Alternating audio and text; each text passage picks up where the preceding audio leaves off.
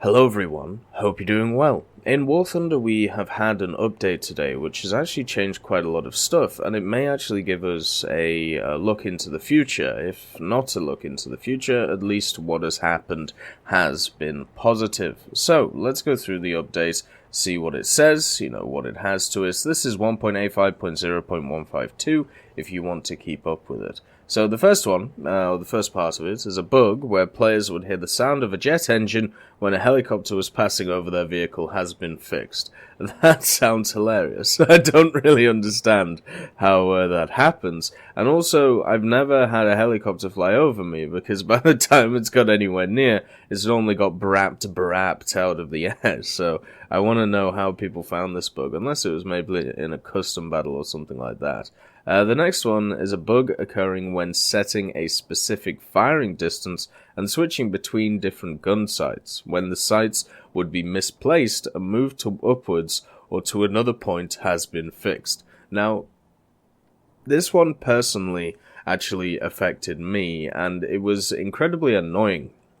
Because once you line up a shot and then change sights, you want to make sure that that shot is still lined up. And unfortunately, a lot of the time, it wasn't. So it's nice to see that is also fixed, or at least hopefully. I'm sure there still will be issues with it, but overall, it was an incredibly annoying bug, and hopefully it is fully fixed for now. A bug occurring when switching the shell type in the second order ammunition rack, where shells were reloading at the same speed as the shells from the first order ammo racks, has been fixed. So now, if you have a different shell type in your second order ammo rack, it will take more time to load than the first order, and obviously this makes sense. That's the whole point of the first order ammo rack. It's supposed to be there as convenient as can be for the loader, and then the rest of it means that you have to reach around a little bit. So hopefully this is a positive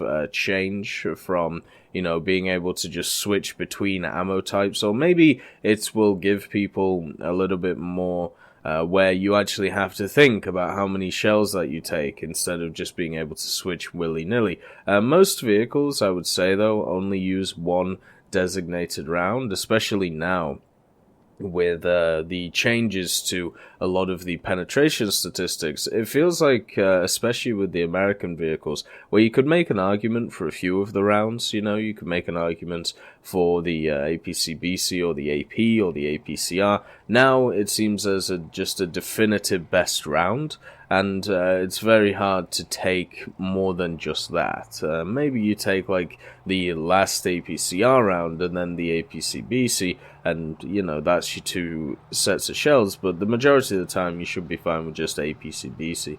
Overall, it's a good change because it's more realistic, and therefore it should be in the game. And if it was a bug, then obviously fixed. A bug while piloting helicopters using the third-person view, where ATGM crosshairs would move outside of the center of the sight, has been fixed. So they would just wander off. They would just be in the middle, and then they would just disappear. That to me is kind of funny. A bug that caused rare graphical artifacts in battles has been fixed. Well, that's nice. One of the biggest issues in a game like War Thunder is you want people to at least be mainly on an equal playing field, at least most of the time. So it's nice to see that with these bug fixes, we are slowly but surely getting everybody onto an equal playing field. Of course, it is a pipe dream at the end of the day, because we have different graphical fidelities from different machines, but it's still something that should be strived for at the end of the day. Now, we have some changes to aircraft lineups, or aircraft strikes as they're known, in Ground Forces arcade battles. So this is talking about how in Ground Forces, if you are in arcade battles, you have kind of like kill streaks. So you can either get in a fighter, an attacker, or a bomber. You need one kill, or you need one positive point if your team is doing well, or You need, basically, you get either points cumulatively over time, if your team is winning, or you get points through kills and stuff like that. So you either need 1 point for a fighter, 2 points for an attacker, and 3 points for a bomber. The last big change to the system is when they added in helicopters, which meant that high-tier stuff was slightly changed in the vehicles that you could take, and now it seems that they are working on aircraft lineups again. So they've added in French and Italian aircraft to it, and a large amount of new fighters, attackers, and bombers have been added. Attacker weaponry has been mainly replaced by missiles. So that's going to be kind of fun. I mean, out of the three, I definitely think that the attacker one, it definitely has less of a place in the game, because people just suicide bomb with it. So the majority of the time, it just ends up in a who can suicide bomb before getting shot down in the attacker. Whereas the bomber, if it gets to its targets, it's able to do a lot of damage. If you're in a fighter, you can go after light vehicles, and also you can protect, the bomber. So giving the attackers a little bit more purpose with some missiles and stuff like that, I think is a good way to go. The interceptor respawn zones have been limited, so they cannot appear in front of nor behind the event initiator, thereby stopping attacks being made from those respective flanks. Now, this is something I always found peculiar in Ground Arcade. One of the big problems with it is it all depends on spawn. If you spawn in front of a target, between them and the battlefield, you are at a much bigger advantage of shooting down that enemy, compared to if you spawn behind said enemy. If you spawn behind said enemy, all the attacker or bomber does is dive down, and they can get to the battlefield first before you can even touch them. So this, I think, is a positive change. I think this puts both aircraft on an equal playing field to be able to get to the battlefield first and actually have a fight over it. Now, we'll have to see if this is a positive change, but getting rid of the in front or behind thing, where it was obvious who had the inherent advantage or disadvantage in the situation, I think is good. The defender respawns are now in the specified radius relative to the interceptors and not the initiator. If there are several defenders, the interceptors will be distributed between them. That's good. It basically means that we're going to have, once again, a little bit more of an equal playing field instead of everyone just going after one person just straight in there because of the way that the spawns work. So hopefully we get a more balanced outcome, and it's a little bit more of a dogfight and a fight instead of I spawned in the correct place, so he's going to die. The defender respawns are now in the direction of the interceptors and not in the course of the initiator. So the defender respawns are now in the direction of the interceptors. So the defenders are going to be looking at the interceptors as they're coming in. I'm sure that's talking about the fighters which are defending either the attackers or the bombers going in, and they are going to have the initial hit on the guys trying to attack the attackers or bombers. So therefore they are pretty much setting them up to be much more of they're setting them up so you actually dogfight instead of just the fighters going down to the ground and trying to machine gun stuff on the ground. I think that's lovely. They're trying to incentivize planes versus planes. They're trying to give respawns a little bit less of, let's just say more balanced instead of a little bit more bias or something like that. The last one is the Vietnam location. Radio message from Hanoi Hannah to American soldiers has been added. Now, if you don't know who Hanoi Hannah is, this is Hanoi Hannah, and she was the OG when it came to these propaganda messages. She would get on the radio and talk about how the American troops should lay down their arms and, surrender or go home or, it's not worth it kind of stuff. And I'm not going to play anything for you because it probably is going to get copyright striked. So what I'm going to do is I'll leave a link in the description to this 2-minute video where you can listen to it. And it's just, it's just her talking about how, oh, this war isn't worth it, you are going to lose, you should stop now, otherwise everything is going to go wrong for you, don't you, love your family, why are you going to leave them, all of this stuff. So, and it's supposed to come from a friendly voice, right? So therefore, that's where it comes from, and it's pretty clever. I mean, technically we used to do it in World War II, but you used to do it to your own troops. You used to have prominent female actresses or singers who would either make songs to bolster the troops, or they would do shows, or they would do readings through the radio, which were designed to be more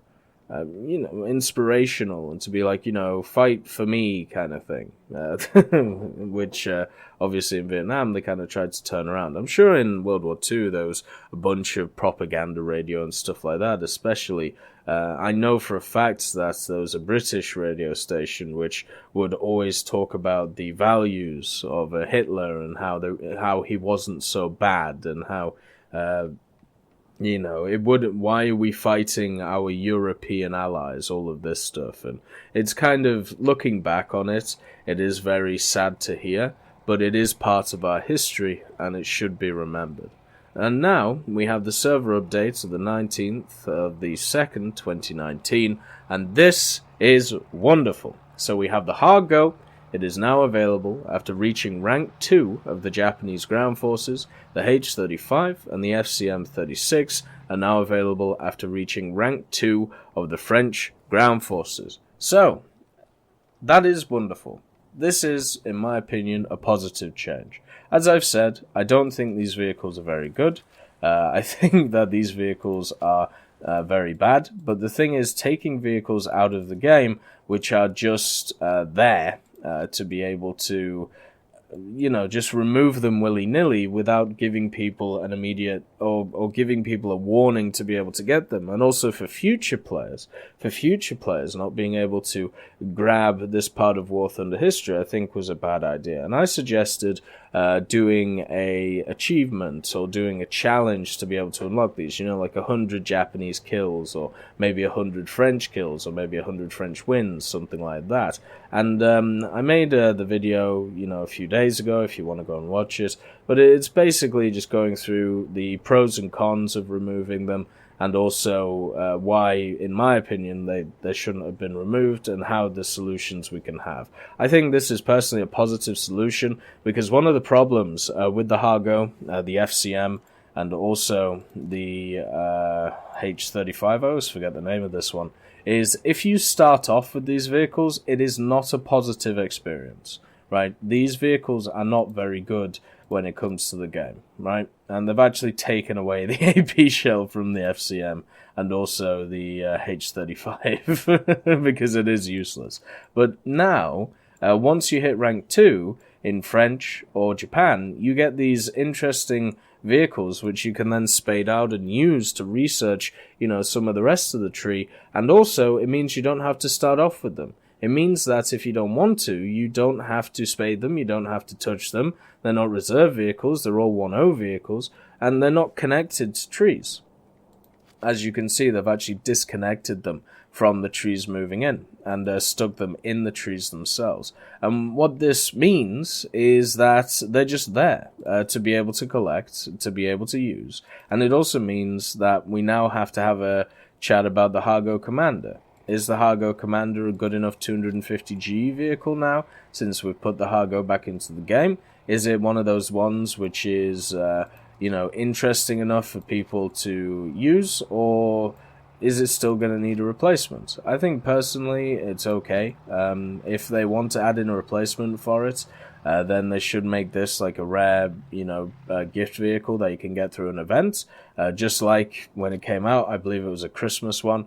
But yeah, that's another discussion for another day. Right now, I'm just very happy to see that the 3 vehicles that were taken out are now back in the game, and you can get them in a positive way. Now, if this standard was applied to the rest of the vehicles that were taken out of the game, specifically the Soviet and the German vehicles, there are other nations which do have vehicles taken out when it comes to the aircraft, I would also be incredibly happy. So as I've talked about before, stuff like the SBs, there is still an SB that I'm personally missing, which I would love to have. And if I, as a player, were to get to rank 2 or rank 3 of the Soviet tree and unlock those SBs, well, at the end of the day, you are getting some vehicles which are very similar to other ones. They're still useful, but they're not, there's no real incentive to grind them when you go back. But they are in the files. They are there. They are available for some players. So why not make them available to everyone through this new system? Just like how when the helicopters were released, the helicopters have very specific ways. You need rank 5 in tanks and aircraft. And with that, it's a really cool system because it pretty much means, you have to grind through this tree and you have to grind through the aviation tree before being able to grind the helicopter tree. And for me, that is a cool little mechanic, and it means we can expand it to the ideas of minor nations. Let's say that you want a Romanian tree in game. How about, you get to rank 3 of the German tree, why not unlock a Romanian tree that you can play? Specifically a ground tree. I know they had aircraft, but still, it would be cool to have as a ground tree. So why can't we add in those ideas on top of the pre-existing ideas of, if you hit rank 3 of this nation, you get these cool gift planes? I would love to see that expansion, and to see it being used in the Japanese and the French tree makes me happy, because it means that new players now can have the same experience that I personally have when I started these trees. Now, the vehicles aren't great. They're not wonderful vehicles, but especially with the Hangar, it has a big historical factor that should keep it in the game. The Hangar is one of the most well-known Japanese vehicles. Whether you like it or hate it, it is one of the most produced and most well-known Japanese vehicles when it comes to the Japanese Imperial Japan in World War II. So it has its place in the game, even though it's trash. The H-35 and the FCM is slightly less,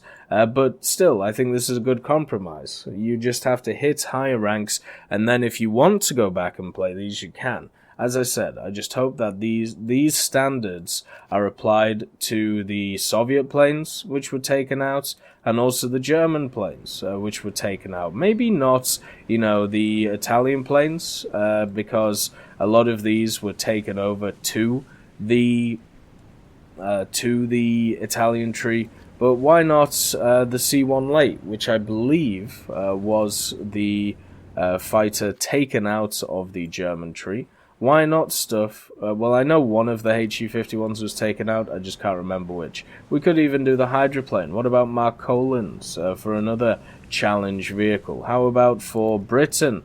You have stuff like the Mark IIS, right? That could be one of those aircraft. For Japan, the Ki-10-2C.